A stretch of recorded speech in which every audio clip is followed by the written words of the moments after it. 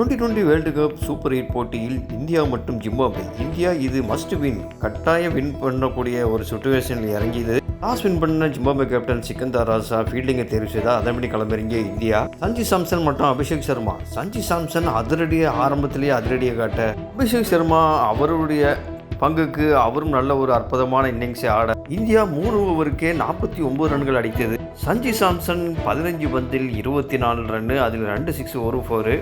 சஞ்சு சாம்சன் மறுமணி பந்தில் தூக்கி அடித்த போது கேட்ச் கொடுத்து அவுட்டாக அடுத்து வந்த இசான் கிசான் அபிஷேக் சர்மாவும் ஜோடி சேர்ந்து இருவரும் ஒரு அதிரடி ஆட்டத்தை வெளிப்படுத்தினர். ஏன்னா இந்தியா கண்டிப்பாக வெற்றி பெற என்ற சூழ்நிலை எல்லாருமே வந்த பேட்ஸ்மேன்கள் எல்லாமே அதிரடி ஆட்டத்தை தான் வெளிப்படுத்தினர். இசான் கிசான் பங்குக்கு 38 ரன் அடிக்க, அடுத்து வந்த கேப்டன் சூரியகுமார் யாதவ் 13 பந்தில் 33 அடிக்க, இந்த வேர்ல்டு கப்பின் 4 போட்டியில் சொதப்பிய அபிஷேக் சர்மா இந்த மேட்சில் நல்ல அற்புதமான இன்னிங்ஸ் ஆடினார்.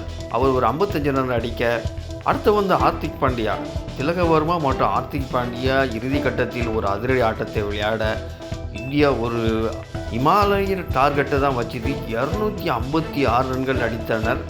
திலக வர்மா 44 ரன்னும், ஹார்திக் பாண்டியா 50 ரன் 23 பந்தில், அது 4 6 2 4 அடங்கும். ஓவரால் இந்தியா பேட்ஸ்மேன்கள் எல்லாருமே நல்ல ஒரு அற்புதமான இன்னிங்ஸை ஆடினர். இறுதியில் இந்தியா 20 ஓவருக்கு 256 4 விக்கெட் போயிடுச்சு. அடுத்தது களமிறங்கிய ஜிம்பாப்வே மறுமணி மற்றும் பெனல்ட் இருவரும் ஆரம்பத்தில் ஒரு அதிரடி ஆட்டத்தை வெளிப்படுத்தினர். மறுமணி 20 பந்தில் 20 ரன்கள் அடித்து அவுட்டாகி வெளியேற, அடுத்தது வந்த மாயர் அவரும் நிறுத்தி நிற்கவில்லை.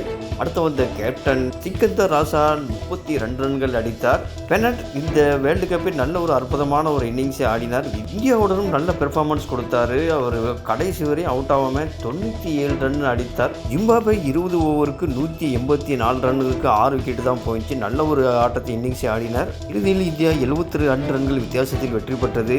ஹர்ஷிப் சிங் 3 விக்கெட்டை கைப்பற்றினார். இந்த வெற்றி மூலம் இந்தியாவுக்கு செமிஃபைனல் அரையிறுதிக்கு போகக்கூடிய வாய்ப்பு பிரகாசமாக உள்ளது. சவுத் ஆப்பிரிக்கா வெஸ்ட் இண்டீஸ் போட்டியில் சவுத் ஆப்பிரிக்கா அபார வெற்றி பெற்றது.